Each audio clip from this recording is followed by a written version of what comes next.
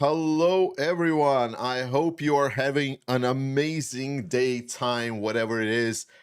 We haven't seen each other for like a good month or something. So, like, I know the title of the video is Putin and his thing, and that time is running out. And we're gonna talk about it a little bit. Like, I'm gonna have a video that I'm preparing. But most importantly, I'm finally really glad to see you all back. I'm really looking forward to answer your question. We have a new flag. This one is signed, and this is from the guys from the Alcatraz battalion. We just got the 4 trucks for them. I went to Ukraine. I got to see a lot of people, met some people in person. Really nice thing. And I got this flag handed over to me. Fantastic experience. Okay, people, you know the drill. Really glad to see you. We have the Q&A section already started. Just press ask your questions here, type up in your questions, and I will answer everything that I can, and we can have a productive discussions. But before you do that, please join me and everyone else in the chat to say thanks to the people that unfortunately do not show their face on the camera, despite the fact that they absolutely should have, because they are amazing. It is the moderating team. Guys, I am the face of the channel for sure, but more importantly, it's the moderators that are doing a lot of work. They're helping me with the videos now lately. They're also doing a lot for the Discord and keeping out the community. And remember, even if I don't release videos myself, you can still get all of the updates about Ukraine, everything, all verified, up to date, and get comments as soon as you can if you just join the Discord channel, and everything is super there. So please give a hand to the moderating team that help keep this community alive and kicking. All right, guys, I mean, fuck, I'm so happy to be back. Holy moly, that was a nice experience. I cannot tell you the details. Of course I can't, right? Because everything needs to be secret. It's kind of annoying, you know. Like that is why, for example, I asked some time ago for all of the people that are military and the people that reached out to me in an email. And they're just like, okay, Georgie, we have like this insider information, like no one else knows this. Like we're gonna send you like mails and we're gonna tell you everything how it is. And I had to say, no, please do not do this, because then I'm gonna have absolute nightmare of a time trying to filter out the things that I can say and things that I cannot say, because on this channel for me the OPSEC is crucial, and I never want to tell something that can incriminate or put any benefits for Russians, you know that.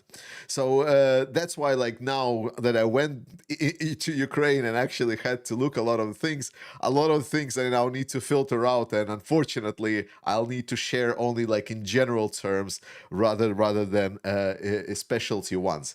A lot of it has to do with a lot of drones. I'm pretty sure you already saw the video with me with Richard.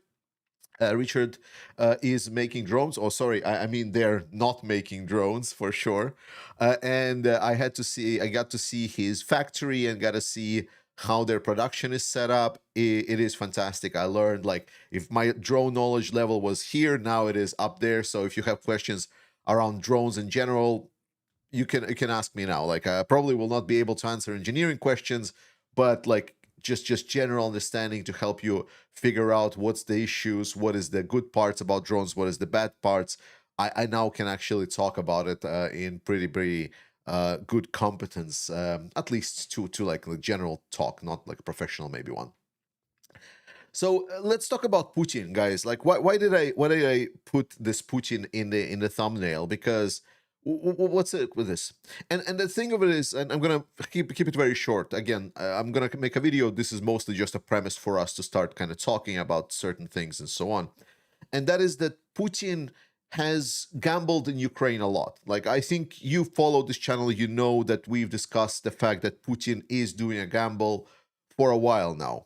And at some point, he got too deep into the game. Like, the sunk cost fallacy for Putin just became too big. And everyone has been telling it. Like, it's been told by the European leaders that they say that Putin has changed kind of his mind and opinion.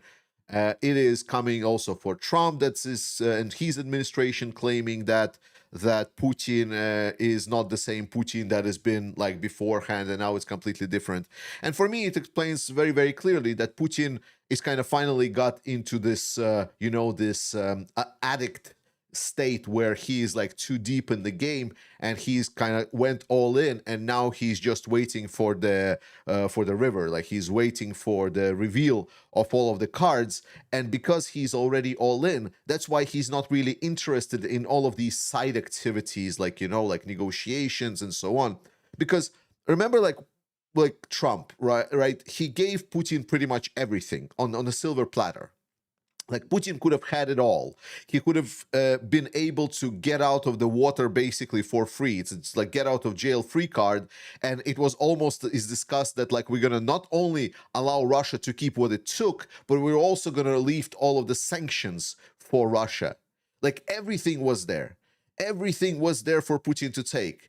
And he's just like gave up. Like, why would he do that, right? It's not rational. And then today there's also a video appeared with him and Lukashenko, and they are talking about the how the situation and the war is going. And Putin is like, oh, it's fantastic. It's like it's the best thing after sliced bread. It's like we are winning so much. By the way, with about so much winning, because I know that this question is going to come up at some point. So people say it's like, oh, Russians have declared that they've captured Chasiv Yar fully. And Russians did have some advances in Chasiv Yar, but I want to get your attention to this, like, because this example just very, very clearly will show everything that is wrong with Putin's perspective. So, okay, my camera doesn't work for some reason. I would need to stop. I would need to stop the stream for my camera tomorrow, but it's fine. Let's follow me without camera here. Just don't worry. So let's go Chasiv Yar. Chasiv Yar, this is this settlement right over here that we're looking at. So you need to look here. And this one is like a very small settlement. I mean, it's a gateway settlement towards bigger parts of this Donetsk area, like bigger settlements, like the big logistics hub of Konstantinivka, or the main fortress of Donetsk that is still there is the agglomeration of Kramatorsk-Sloviansk. And Chasiv Yar is a very small settlement that Russia really tried to capture it. You know how big, how badly Russia wanted to capture it? So now we're at, like, what is it, the date? For me, it's the 2nd of August, 2025. The deep state has only July 2025. So let's go back to August, sorry, not February, August 2024. This is a year ago. You see that? So watch closely. This is Chasiv Yar, a year ago. This is where Russia was a year ago. Today. So it was about here.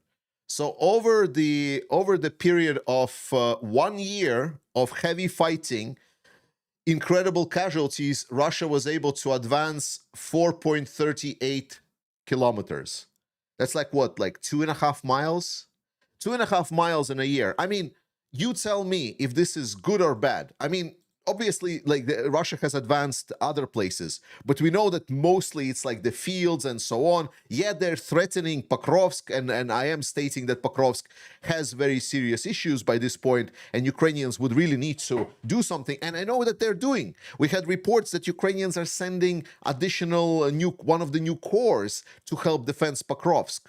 So getting to Pokrovsk and taking Pokrovsk is not the same thing, because getting to Chasiv Yar, in taking Chasiv Yar, or at least claiming to take Chasiv Yar, because Ukrainian command denied that Russians fully control Chasiv Yar. So that is Putin's major victory. That is how much he's winning. And remember, since last year, like, it was like, what was it? What was the casualty rate at that time? Like, if someone can find out, can you write in chat, what was the Russian casualty number at the time? Like, tell me, because I almost want to say that I could guarantee that it doubled. That it was probably around 600,000 at the time, and then now it is like over 1 million. Like, I don't want to Google it because it's just going to take time, but you guys can find it and, like, tell me if I'm right or wrong.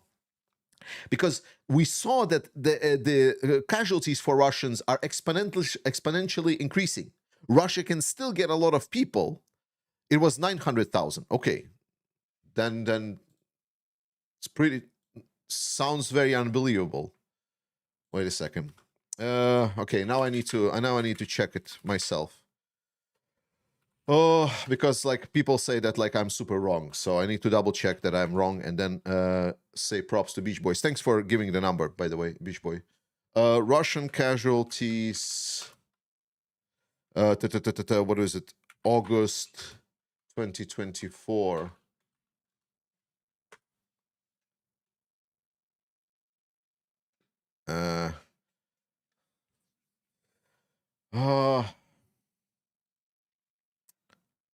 That's why I didn't want to do it.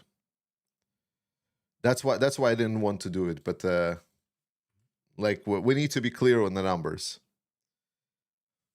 Wait, Russian casualties. Let's say before 1/8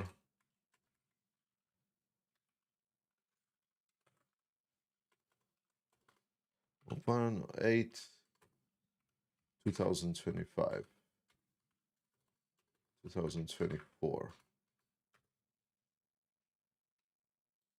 There we go. No, you're a liar. You're a liar, Beach Boy. Moderators, slap Beach Boy. Like, he said 900,000 and derailed the whole fucking stream. That is not okay.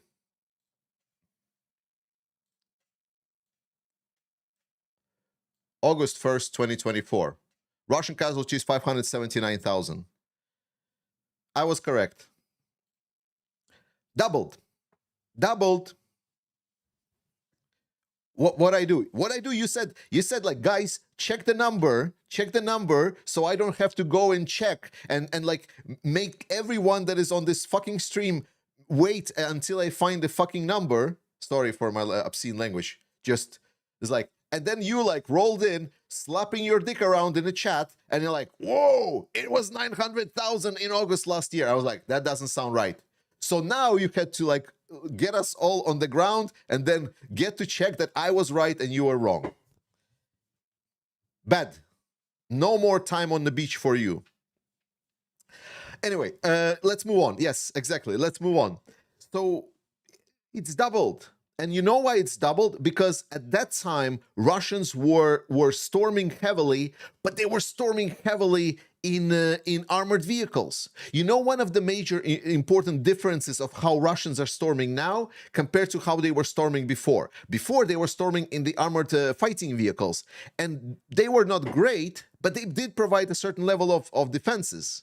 So they were able to actually advance with relatively low casualties.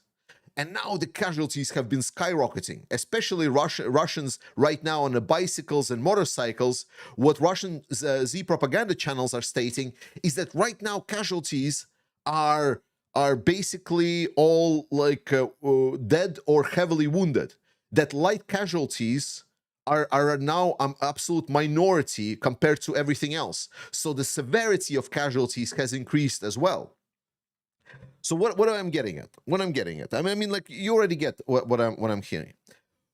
Putin had a very narrow opportunity for this war to end. I think he's still kind of considering that potentially, if things will not go right, that he potentially can go and talk with Trump and get this war over somehow, because there's a lot of people to negotiate in the West.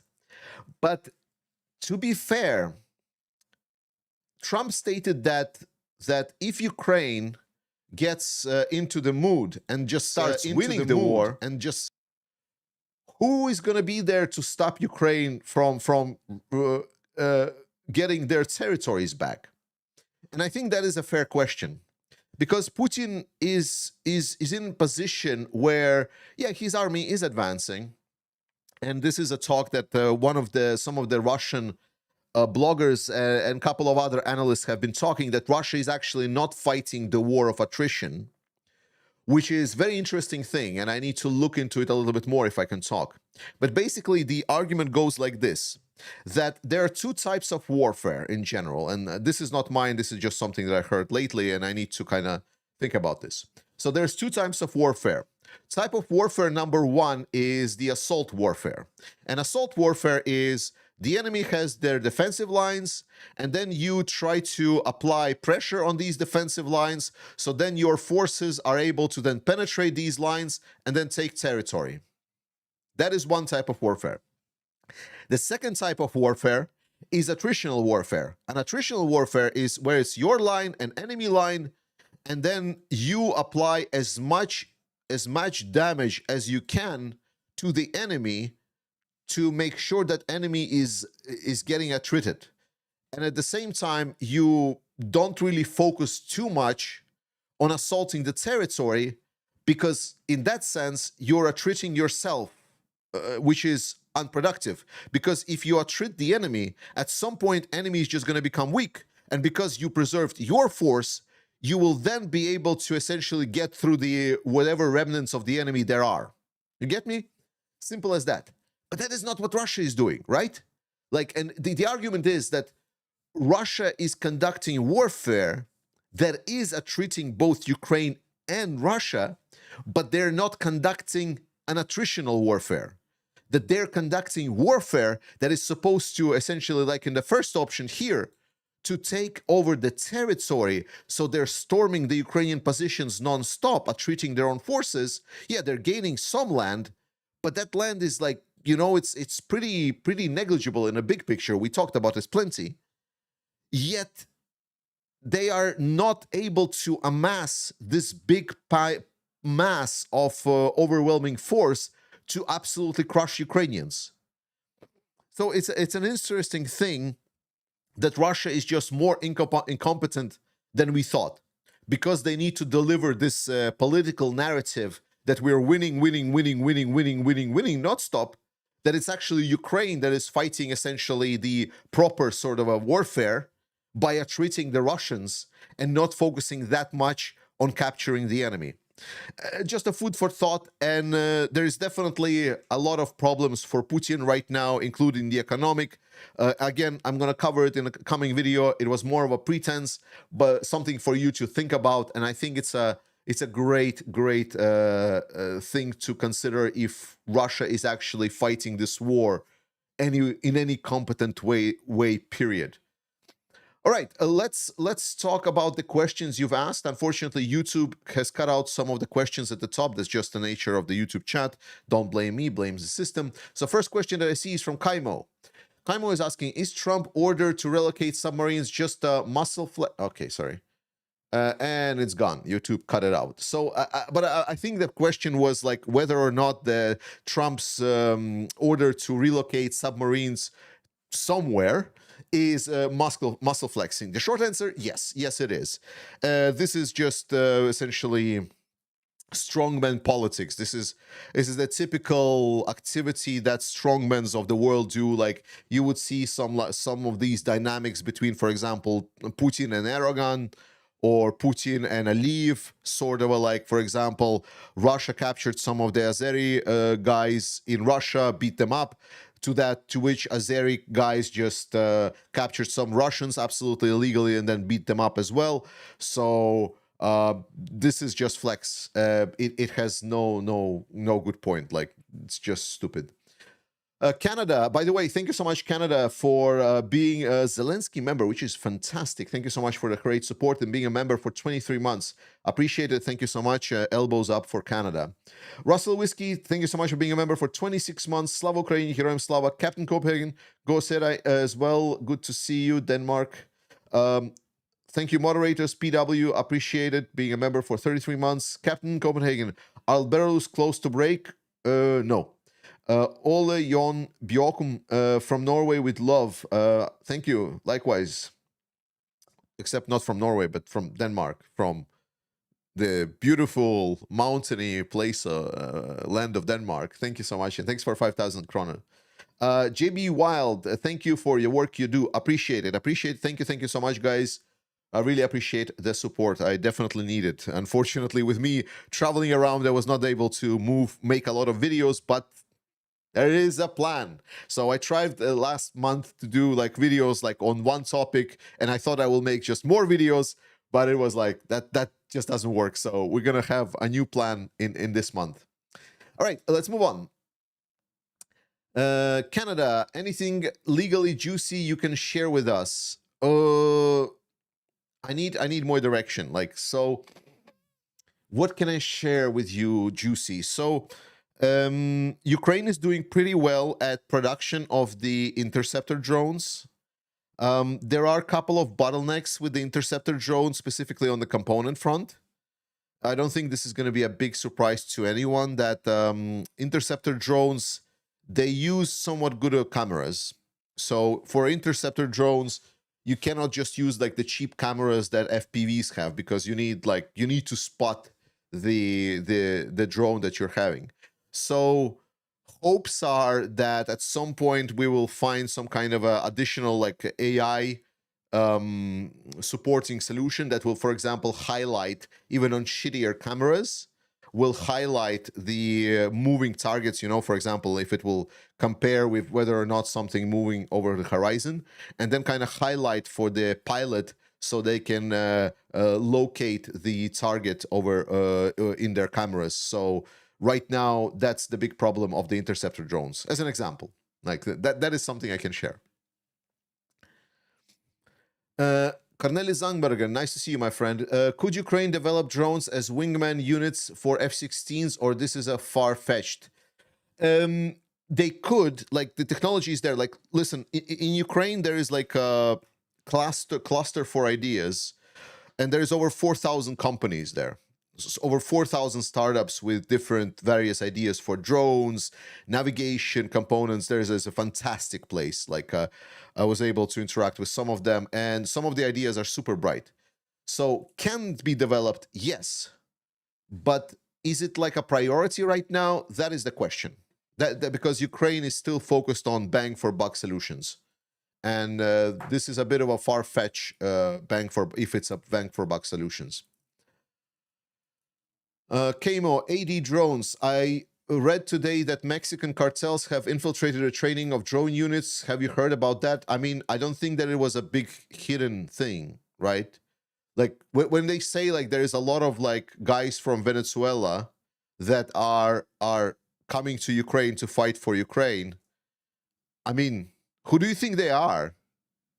Like, not that I'm saying like anything that there might not be like actual warriors and people that really are with a good moral compass, but I thought it was like pretty obvious. It's like, I think it was pretty obvious who these guys are, majority of them. So, I mean, yeah.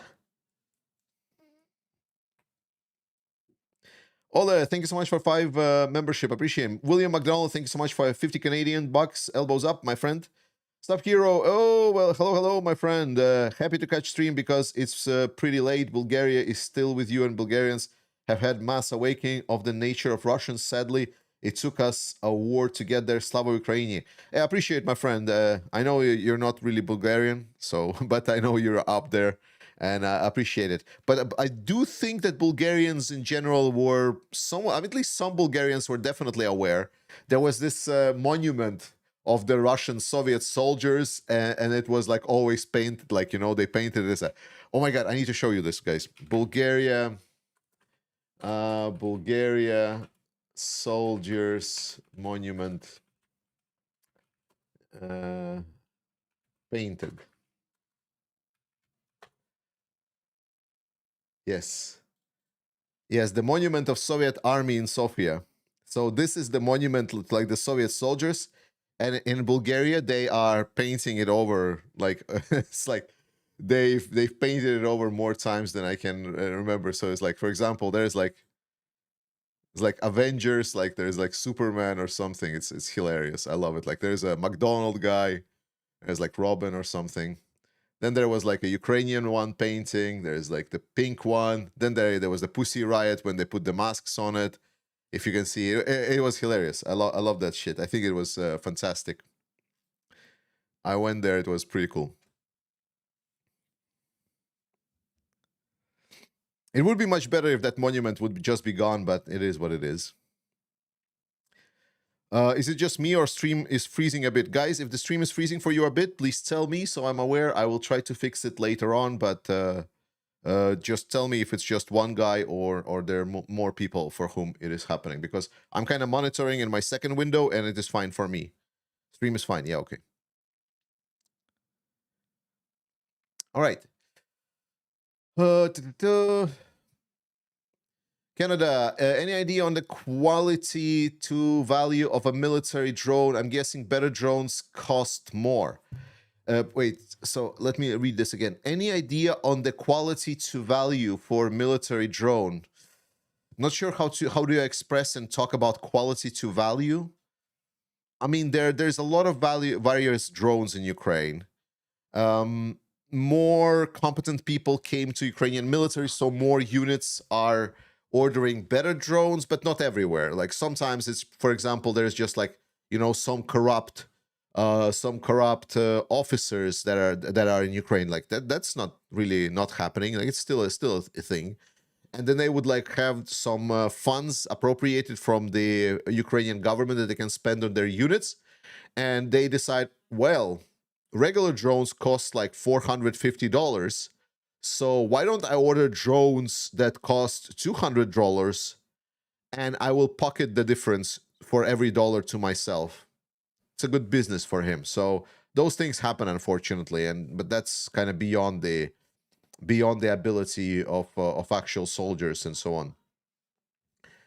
All right, Kellen Dunn. There is a race for Interceptor v Shahed drones. By the way, Ukraine, Russia. What's your thought on Ukraine's Interceptor advances? Thoughts on the jet power Shaheds? Updates in Ukraine ballistic missiles development? Yes. So let's see what I can talk about, because we're touching things where like it's a breaking edge, and like people reached out to me specifically for breaking edge stuff. So let me say the filter out. So you know that there is like two versions of Shaheds, right? There is the Shahed essentially V1, which is like a slow-moving Shahed, roughly speaking. Like I'm not going too much in details. And then there is the Shahed V2, which is the jet-powered Shahed. So Shahed V1, roughly speaking, moves at about 150 to 180 kilometers per hour, roughly. So making, for example, electric motor-powered drone to intercept that Shahed is pretty possible, especially because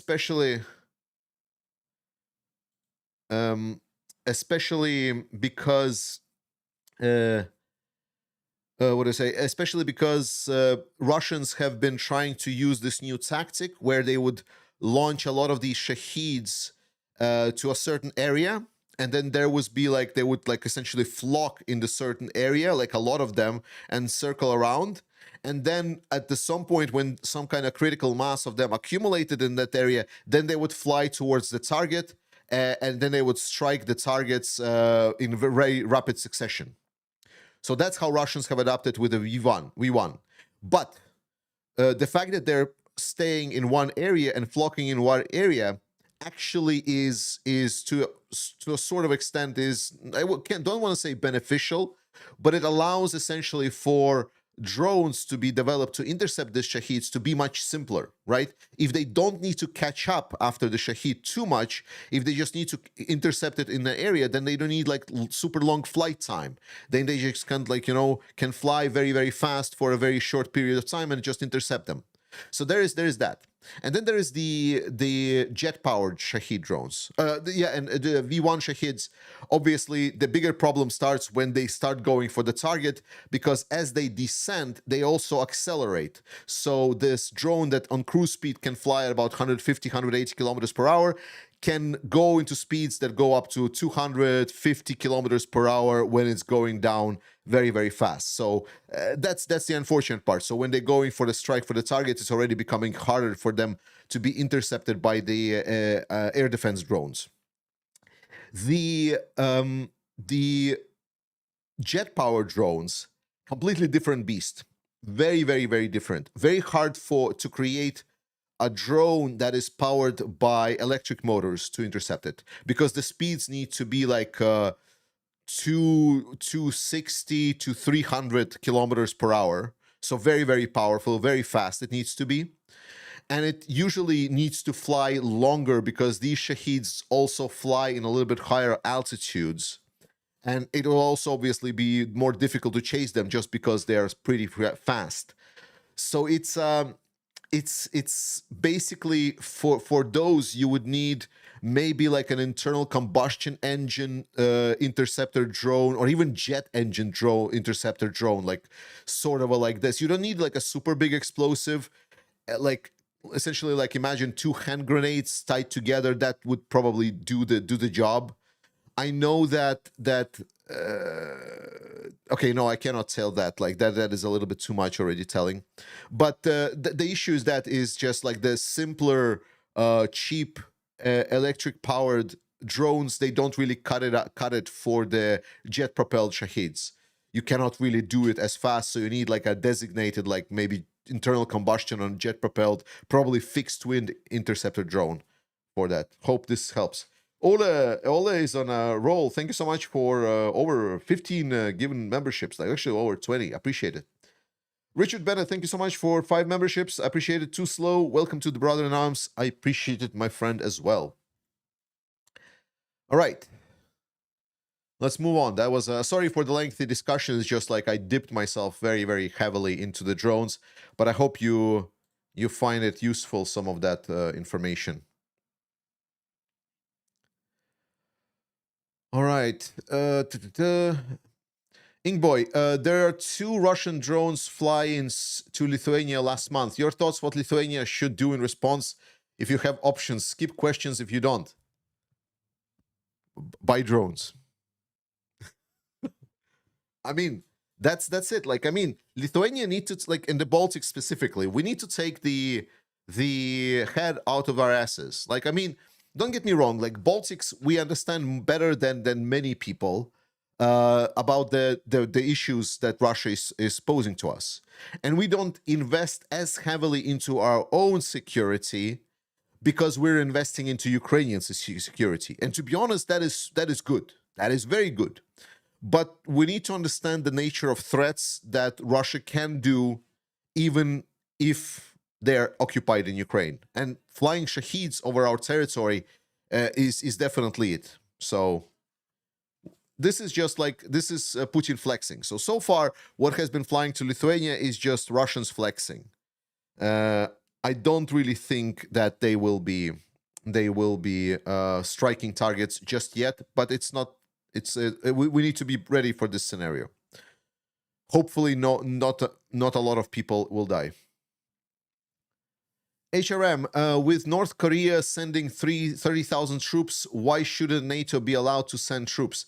NATO should like, it's not about being allowed, HRM. It's about NATO being fucking, sorry, no cursing. It's about NATO countries being fuckboys and fuckgirls and being a little weak in their knees. It's always been about the fact that we are just too fucking scared. And I cannot say it without cursing, because it's exactly that. Like, I already made, there's like a whole video, like there's a whole video. Newman made this clip.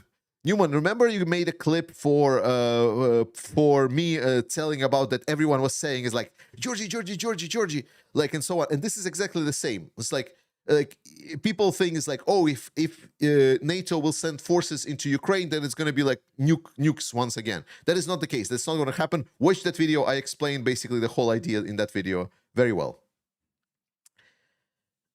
HRM, some experts claim Russia and China will be ready to attack Europe and Taiwan in 2027. Do you think this is realistic or just sensationalism? No, I think it's pretty realistic. The more I look at what is happening, the more I see that Europe is kind of just taking away any agency, the more I see that we're not really responding in any proper capacity to hybrid threats, the more I am certain that there's going to be something like this. So is it a given? No. But it's definitely a possibility that we should be ready for. Hanso Venema, why did Ukraine stop bombing oil refineries? They didn't fully, I mean, with most likely, like, and this is like, I don't have inside information. Most likely some discussion with Trump. Like let's be very, very frank. That's the only thing that changed. Like if you would consider like what things changed from Ukraine bombing the refineries and not bombing? And the answer is Trump. So, Trump. Johan Ludberg, I read something about a Ukrainian hacking of Russia Crimea and got 100 terabytes of data, not Aeroflot. Do you know anything more? There was hacking of a bank, I believe, beyond Aeroflot. Let's see. Ukraine hackers. Let's see. Russian airlines. Yes. Yeah, Airflot is the biggest one. There was like some bank as well that Russians that were hacked. I cannot remember right now. I need a little bit more, like, reference points. Yeah, I cannot search for it because everything just comes up with Airflot, the Russian airlines. Sorry.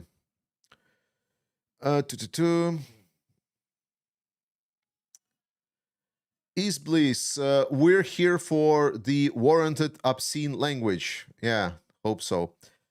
Old scale, they run out of IFE. Sorry for elementary questions. Yeah, pretty much. I mean, not fully. Like, they're still building them, but they cannot use it as a same tactic. So they cannot use the IFEs in the same tactic as they used before. But they're still producing it, right? Plus, they're getting the production in the North Korea setup, so they will have IFVs. It's just they don't have it in those obscene quantities that they can just throw them on every problem.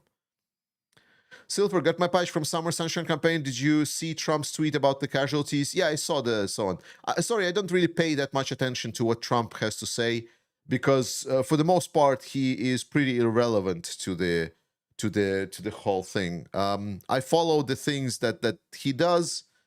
So far, I'm not very impressed on what his administration has done, because he's talking a lot. He's like saying that Putin is like this threatening and so on. I think the only benefits is maybe like India will potentially stop buying, but again, they're not really saying that they're going to stop buying. They say they're going to review the contracts. So there's a lot of like talk about it. So I kind of filter it out because otherwise, like, it just eats up all of the news feed just because he's like a fucking attention whore.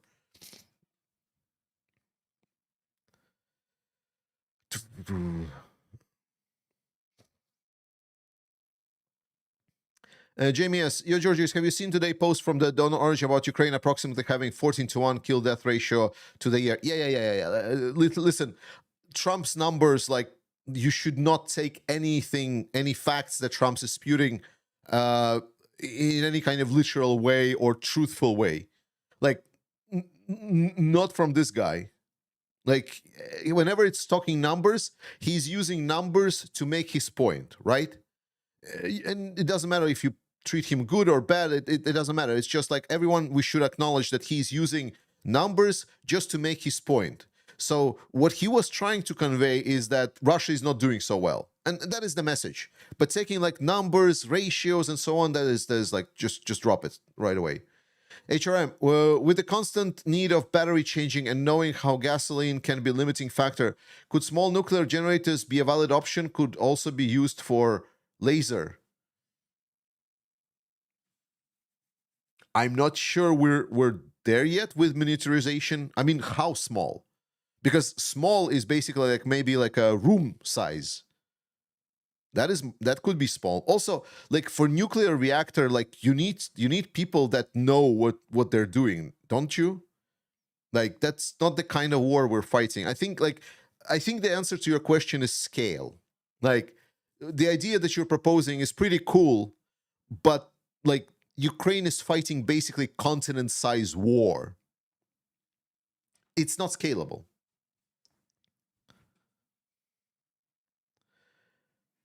Paradroid, how Ukraine handled the manpower issues. We understand equipments are coming, but equipments are coming, but appear. I just made a whole video about the issues in Ukrainian army, and I talk about the manpower issues. We should get yourself. You should watch that one. It's pretty long. It's like 40 minutes, and I go into all of the issues of Ukrainian army. So now no one can even remotely consider that I don't cover issues of Ukraine on this channel. If you thought so, well, sucks to be you. Legislator, do you know Zelený Khrest Medvak, volunteer NGO training Alcatraz battalion? No, I don't know these guys. I haven't interacted with them. Scott Hilderman, I mean, I'm not saying they're bad or good, it's just like I don't know them. Scott Hilderman, do you think the talk about the China's increased help to Russia regarding drones is as critical as it sounds to extending the war? Yes. Though, again, this is something I will talk about in Putin video, how China is actually not a super friend for Russia. Like, we need to understand that China doesn't want Russia to lose, but China also doesn't want Russia to win. So I would challenge your agreement that China wants Russia to win. China is getting their best right now, the best position for them right now, when they're somewhat neutral relationship with Europe and the United States, and Russia is basically slowly but surely turning into a full-blown vassal state. That is like a fantastic position for Chinese to be in. Now, if Putin suddenly wins, that is problem. Right, because he becomes cocky, he starts considering doing something else, he potentially starts getting away from his dependence on China, stuff like this. But right now, he doesn't have any other options, so China is getting all of the benefits. China is interested in Russia essentially stuck in this war. RG Design. Hi G, do you think South Korea is secretly supporting Ukraine? No. It seems like there is no fuss about them doing nothing, especially strange because of strong North Korean involvement. So you need to realize that support for Ukraine is not very strong in the current ruling party of South Korea. South Korea, the ruling party, like the party that supported Ukraine, was actually the guy that tried to do the coup. That's why I was like very sad about it, because it was the shittiest coup ever. Like I always thought like maybe this guy was secretly Russian because he couldn't do shit right. And this opposition party, they are actually a lot more like a liberal. They're sort of like, let's be friends. Let's try to be more friendly with our North Korean brothers. And they don't see North Koreans as the enemy. They see the Kim regime maybe as like an enemy, an antagonist, but they still want to have like essentially one people approach to this. And in the same sense, they say they want to have good relationship with all of their neighbors, including Russia. So they don't really see Ukraine as something that is really beneficial to them. So, unfortunately, the party that supported Ukraine tried to do a coup, and yeah, you know the rest. Matteo Dominoni, have you? Sorry for mispronouncing your name. Sorry. Have you seen the leaked letter with Nabiullina asked to print 150 trillion rubles? Love from Italy. No, but I would not be surprised. I mean, there was recently something that was published from the Russian central bank. If that is what you're referring to, yeah, then I've seen something. But again, Russia is printing a lot of money in general already. Victor Eriksson, is Orban and other populists a threat to future support for Ukraine? Yes. Isbliss, future question, is Ukraine prepared to fight against the corruption in the US and in general after the victory? No.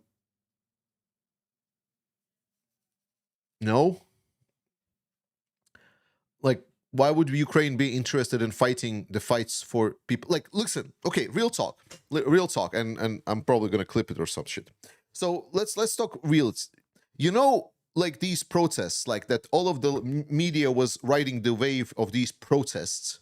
That Zelensky was supposedly ordered his puppet government to create a law, which is not the case, but like all of these articles, that Zelensky got his Maidan moment, that this whole protest movement is there to take Zelensky down, and this is like a complete crisis for him. Which is absolute, again, nonsense. I've been there, I talked with the people, that is not what was happening.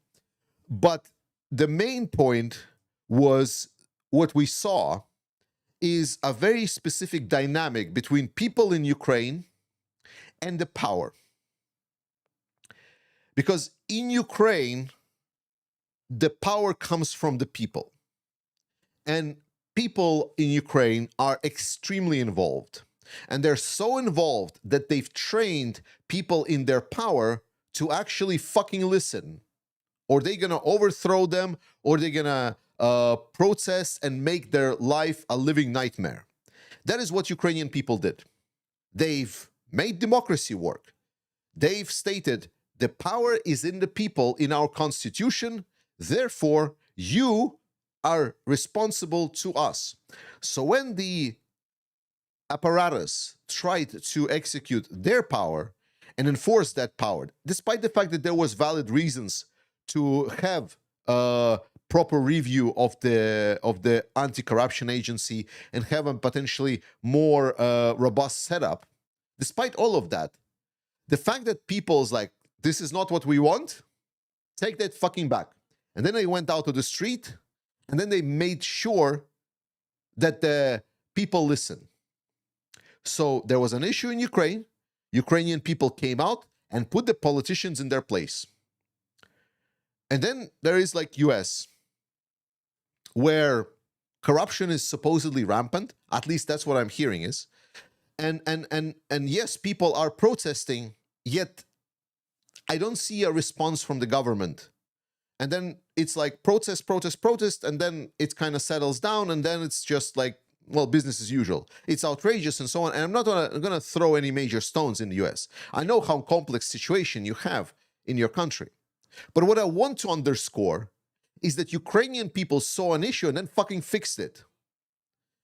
And then like you're coming here with a question is like, will Ukraine fix the issues in US after they win their war for survival against a country that has more resources, the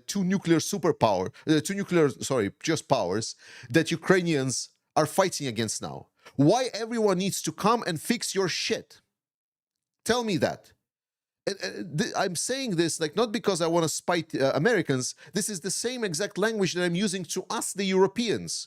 The same critique that I'm telling us, the Europeans, is why everyone else, why America and American president needs to come into Europe and fix our shit. That's my question. So when you ask Ukrainians to come and fix your shit, why don't we do more like Ukrainians and be a little bit more self-reliant and remember that power is in the people? That is my point. So Ukraine in a lot of aspects is a lot more a democracy than we all are here. It's not the richest, but they definitely made sure that power is in the people.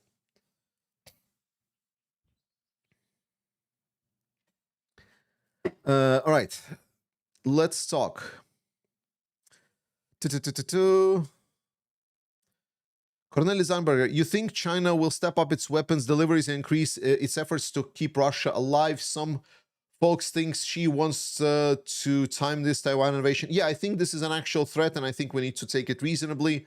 And obviously, I think China will support Russia. I'm not sure if directly or through the North Korea, but as I said, like China doesn't want Russia to lose this war, but also not win.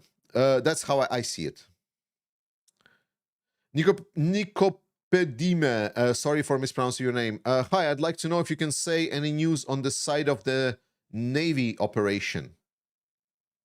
Not sure what you mean, but Ukraine won the fight for the Black Sea. Since then, Russia are just done in the Black Sea. So Russia lost the naval warfare. Cornelis Zandberger, while talking OPSEC in regard, what can you tell us about the hundreds of German weapons that will rain down on Russia? When and what? We don't know. Like, German weapons are classified, so I don't know what Germany is supplying to them. I mean, they stated that they want to supply 2 Patriot systems right now, but Patriot systems are defensive weapon just for the civilians. They're not for the military, so I don't know. Ingber, what's the best way to manufacture and innovate drone for army purposes for small nations? Maybe give Ukraine big check to buy drones from the countries for their choosing. No. Latvia, Lithuania, and Estonia is doing great job with drone manufacturing. I've dipped heavily into the drone manufacturing in the Baltics. It is fantastic. There needs to be a little bit more consolidation, because right now there's a lot of small companies doing their own small things. there needs to be consolidation in the Baltics. So if I would do an advice for what is to do, is I would start working on setting up consolidatory programs within the Baltics.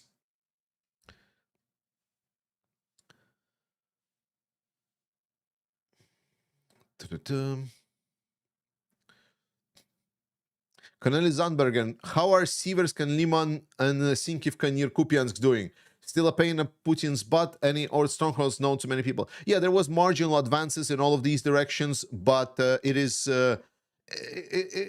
kind of like, I mean, it's always worrying, you know, it's like nothing is good about enemy moving closer towards key positions, but no key position so far is threatened.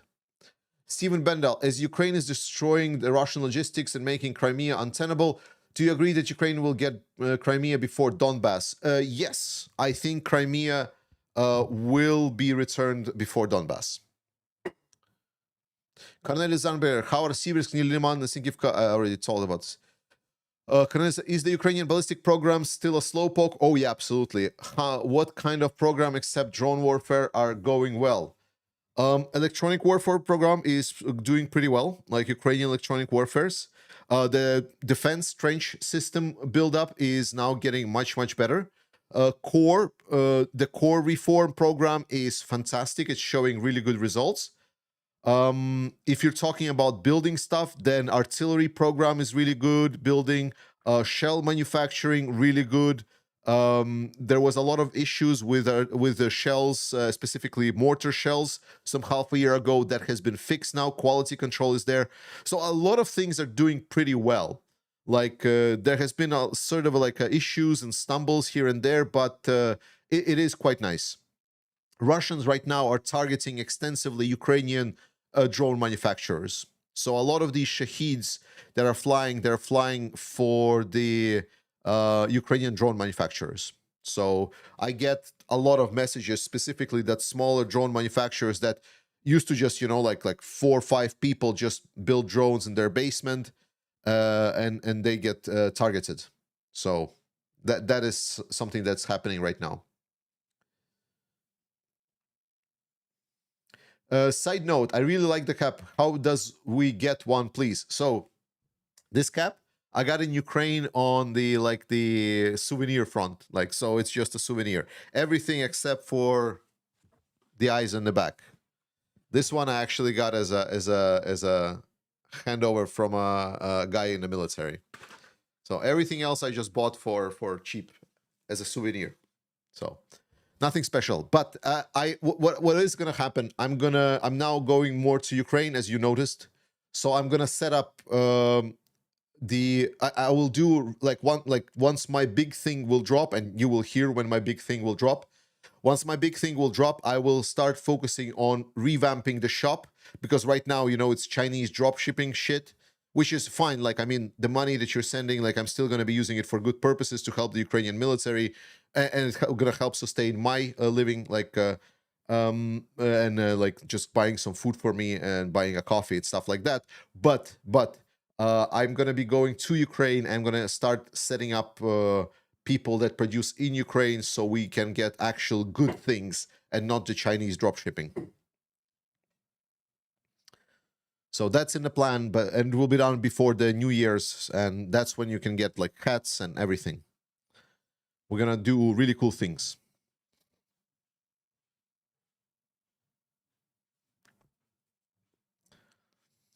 Colonel Zangber, do you think that Orc Naval base has been hit hard by tsunami? It's probably a crappy, corrupted base anyway. Yeah, I've heard it was like a 4-meter high tsunami, so pretty big one. And I mean, we've seen only the satellite images, so there might be some damage, but I wouldn't really, I mean, like, so what? Like, the point of the matter is, so what? Like, I mean, is it nice? Is it striking my ego? Yeah, it's fine. It's good. Russia having some losses, but to be honest, it's unfortunately it's not influencing anything. So, Louis, sorry, Gershing, sorry for mispronouncing your name. Actually, a couple of hours ago, Trump tweeted nuclear subs. Yeah, that they said he sent 2 nuclear subs somewhere. Yeah, for sure. And then Russian TASS, the Russian state agency, tried to inquire from Trump, where did they send the nuclear submarines? And Trump says, like, we don't know. That was so funny. Jakub, hi Georgie, is Ukraine prepared for populist anti-Ukrainian government change in Czechia? Will it be a big problem for Ukraine? Not, Jakub, not everything is as clear. Like, I've kind of looked into this Babiš. Is he anti-Ukraine? Yes. But he's also riding the wave a lot. So I think he will be anti-Ukraine, but I think he's going to be like a malleable, potentially anti-Ukrainian guy. Like, I don't think that he's fully like Ukraine must be destroyed. But you can correct me if I'm wrong. So people from Czechia can correct me if I'm wrong. It's like, I mean, he is definitely anti-Ukrainian, and Ukrainians are, at least they should be preparing for that. But I do feel that Babiš, like, and I looked into his history and I looked at his recent stances on it. It's mostly like he's kind of like, sort of like a Trump, you know, it's like this war needs to be over. I really feel that he will go the same way that Trump goes. Like, at least something tells me, but you tell me, like, you know more to it. Maitre Kebabier, sorry for mispronouncing. Do you think that the war will eventually settle on some territory being permanently controlled by Russia? Define permanently. Like, it's a good question, right? Define permanently. Can there be territory that Ukraine will not recover in this conflict? Yeah, it's possible. I can see that. Like, there is a sort of a desire right now to potentially stop the fighting at around current lines and freeze the conflict and get Ukraine essentially trying to move on. Fair enough, yeah. But Putin is not eternal. Like, yeah, he's getting some territory, but this is illegal captured territory, and yeah, I mean, it's like, so what? It's kind of like, does Ukraine really need to fully recover territory in a military means? Potentially, no.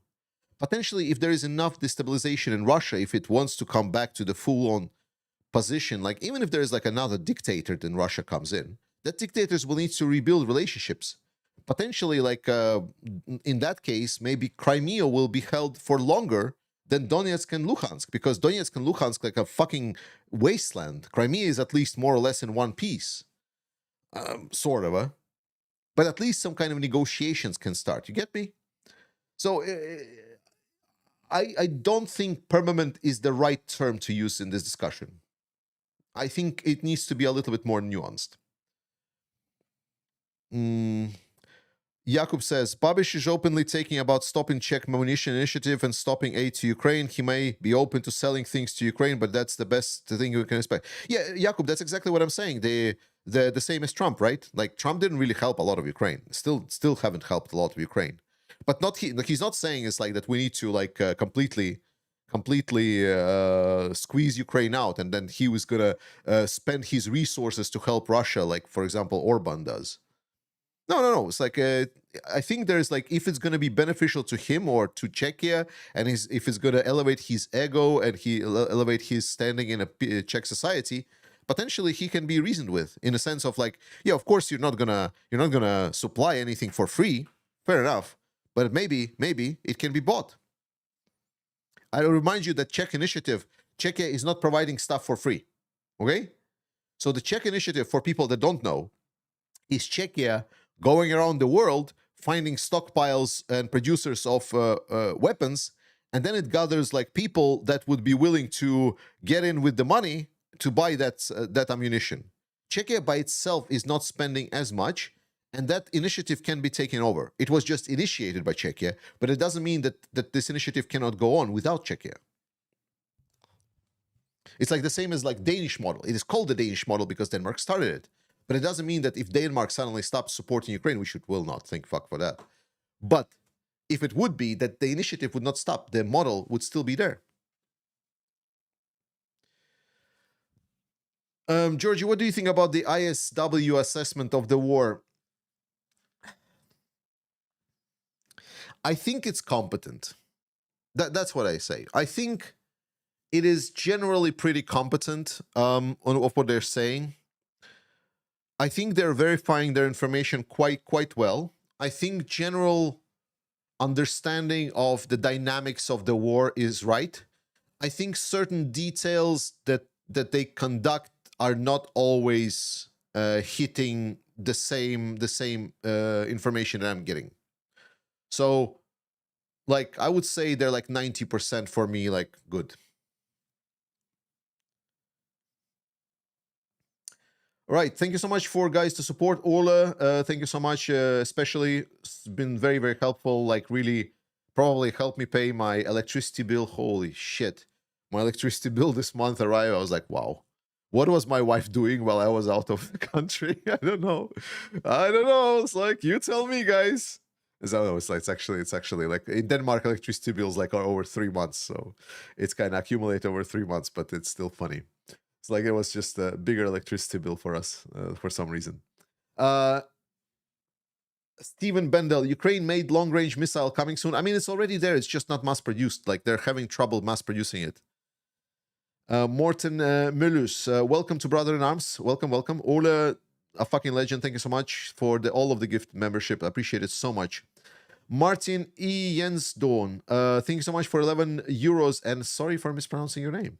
D, appreciate the good name. Thanks for 10 bucks. I've read that they're setting up an anti-corruption agency and an anti-corruption surveillance body. Is that correct? It's possible. I don't know. There needs to be an oversight on this anti-corruption agency for sure. So whether it will be oversight, like once every 4 years or some review or like a commission or something, there definitely needs to be an oversight over that agency. It should not be like fully independent. Like, I think like something like timely oversight or timely reviews, that could work, because then it will give like both enough time for the agency to get their stuff done, but also there can be some kind of like 5-year cycle reviews of what has the agency actually done and how effectively it's been working, stuff like that. Lauren DeVita, Georgies, will Ukraine Matters organize another fundraiser as you did recently? Yes.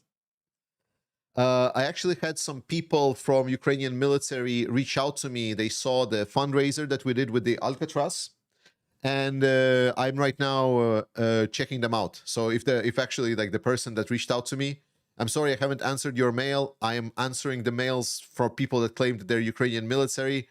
I am verifying who they are. So we're checking out. And thank you for a link to the Instagram. Yvonne, thank you so much for being a member for 27 months. Appreciate it. Ola, thank you for another 5 members. Appreciate it. Let's go on with the questions. We're doing great.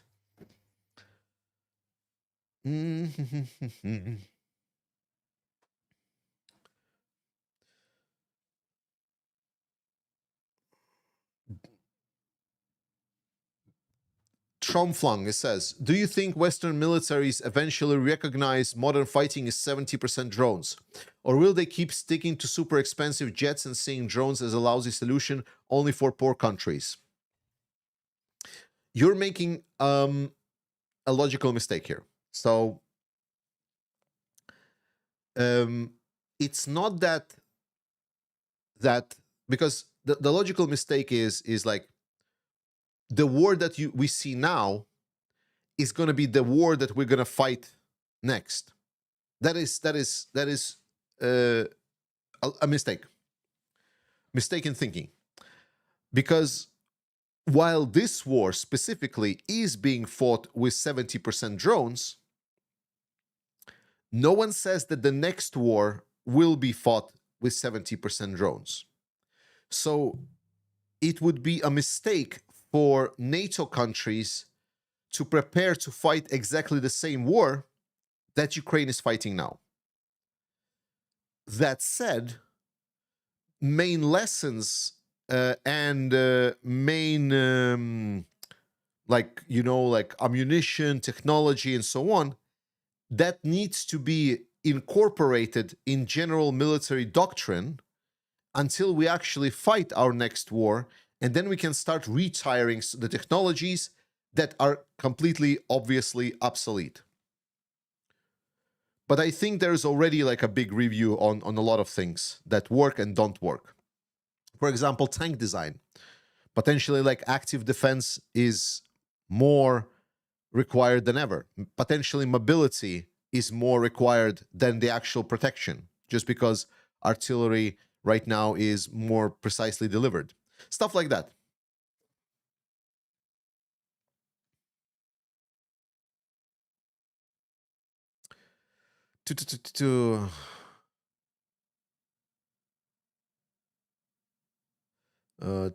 Any thoughts on why Ukraine has not reformed the income tax? Why a flat 18 plus 1.5 military tax? Why not adopt progressive tasks? Very confusing to me. So it's a problem of progressive tax. I know what you mean. So progressive tax works in societies that pay tax. That is like, it's just like, it's a rule of economics. And it's been like kind of proven time and time again. If you start implementing progressive tax, you will start seeing lower return on your tax. It's unfortunate, but that is how it is. So people that for example are rich, but they're okay paying kind of the same tax as everyone else, sort of that's the logic goes. That's fine. But as soon as they feel in these corrupt societies, like not corrupt, sorry, it's like more of a like like how do you say, intransparent, let's put it this way, like, because that is describing a little bit better. So when you cannot fully follow the money, when there's a lot of like, you know, like money that's just being handed from one person to another with no tracking, then in a lot of these, you suddenly say there's like, well, I actually didn't earn as much. So that is the problem. That is the issue. So that's why progressive tax will just not work. Regressive tax, like interestingly, in that society, regressive tax can work, but Ukrainian society will never accept it. Like, can you imagine a politician suddenly proposes that the rich pay less? You're gonna get eaten alive.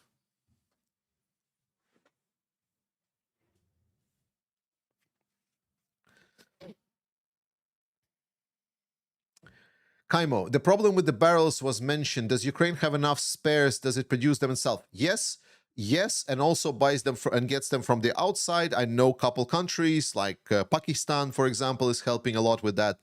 But beyond that, artillery has also kind of taking a little bit of a step back, so there is less pressure on it. So we're moved away from the artillery warfare.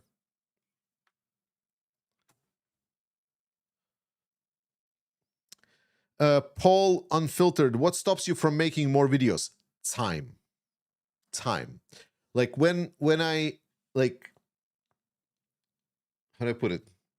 I am making right now approximately the same amount of videos that I was making when I was working my full-time job. And when I quit my full-time job, I thought, hey, I'm going to be doing YouTube full-time. Super. And then then I got like engaged in some of the things with like Ukrainians and starting doing like helping people, working with some of the things on the ground and so on. And then it's like, and then I started spending a lot more time.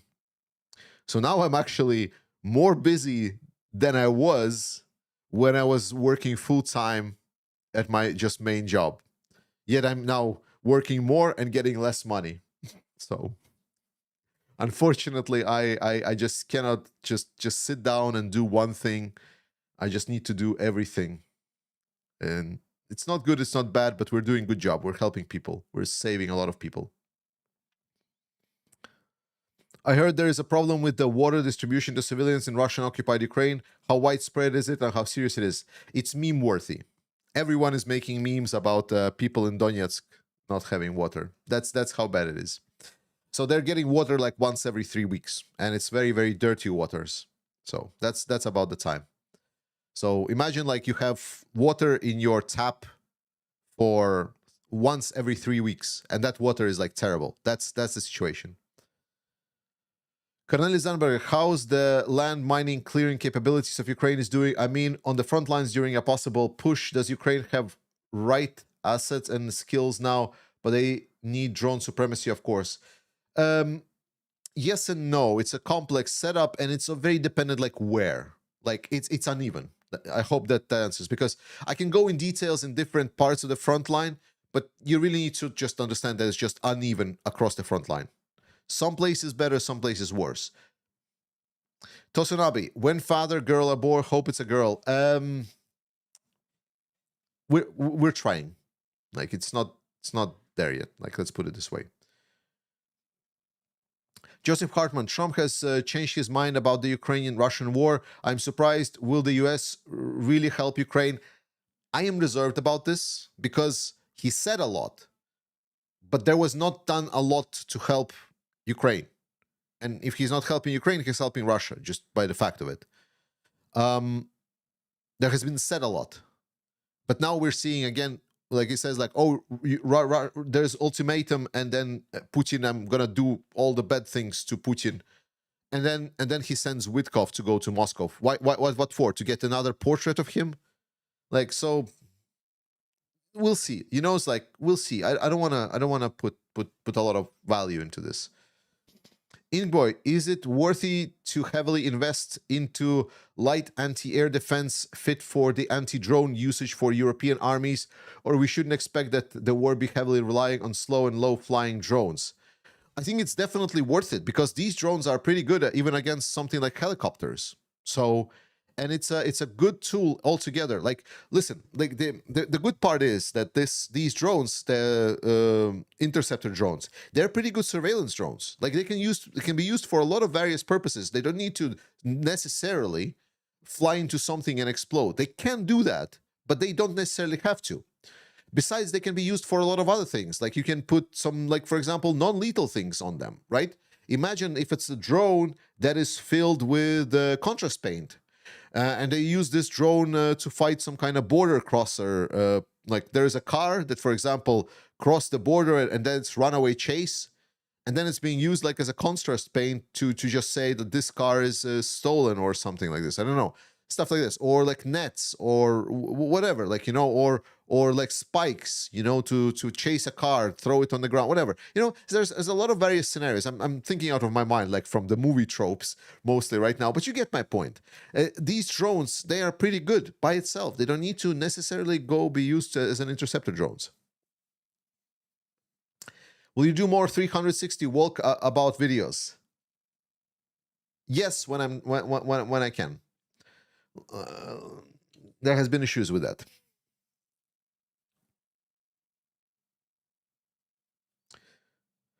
How long can Russia last not selling oil to India? Firstly, they're not selling oil to India. Let's be very clear.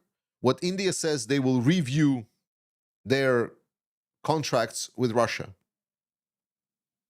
Not the same. Not the same as India will not buy oil from Russia. Secondly, it will definitely hurt Russia. Like, what you need to understand right now is that there is like a lot of pressure right now on Russia, and they're able to balance that out. Well, it's actually not. They're almost not ever even able to balance it out. But they're struggling, so there's like a lot of load on their shoulders, and their knees are like really, really shaking. And every little bit helps. Like, you know, it's like you put additional like feather or additional stone to that, and the person still stands, and seemingly nothing has really changed. He's still standing, his legs are still shaking, but that weight is adding up. So we don't know where the breaking point is. Like, as I said, like, Russia is dictatorships, and dictatorships fall very suddenly. On one moment you see they're there, on the other, snap, and they're just falling apart. Rosie Baseball, did the Ukrainian military tell you if the training they received from NATO was helpful or irrelevant? I saw your last video on the changes occurring within the Ukrainian military. Yes, NATO training, absolute joke. I talked specifically about training with the military. NATO training, absolute joke, but they're able to essentially use NATO facilities to train Ukrainians by Ukrainians, because now there's veterans coming from the Ukrainian armed forces, and they're able to get people into training the Ukrainian way, but located on the NATO countries. So NATO training, nah. But training on the NATO bases, good. Have you seen what Kadyrov looks like right now? I mean, there has been some videos, but it's been unclear if it was recent or not, but he's definitely not well. Everything suggests that he's preparing to die and hand over power to his little bitch of a son. Monster Slab, thank you so much for $2. Ule, thank you so much for additional gifted members. Appreciate very, very much. And Joachim Johansson, thank you so much for 5 memberships as well. Super. I think we are getting to the end of the stream. I am out of questions, guys. Last questions from the chat. Something unserious, just so we can say really hi all together. And we're gonna move on. What was wrong with NATO training? It was for the war that is not being fought. That's kind of short, but when daily videos. Hopefully, I will start doing something next week. I need to talk with because I will need help. So this is potentially something additionally that moderators could help me with, and I will need to talk about it this weekend. And if it will work out, then maybe next week we will start doing daily videos. What is love? Baby, don't hurt me. Don't hurt me. No more. I'm not a singer, by the way. I've never seen you below the waist, so I don't believe you have legs. I don't. Look.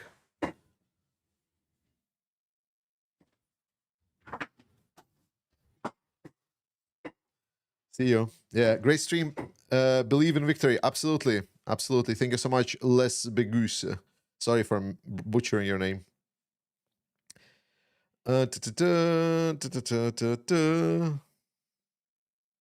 Yeah, okay. Super. Love you guys. Slava Ukraini, trust in Ukrainian armed forces. Ukrainian armed forces doing great. Remember, if someone's gonna start telling you about Chasiv Yar situation, about how bad Ukrainians are having it there, that Russia is capturing everything. Remember, it took them a year to capture 4.5 kilometers, or it's like 2.5 miles. Don't be like Russia. Don't be slow and dumb. Support Ukraine with everything you can. We're gonna do a lot more coming up. I love you. Slava Ukraini. I'll see you next time.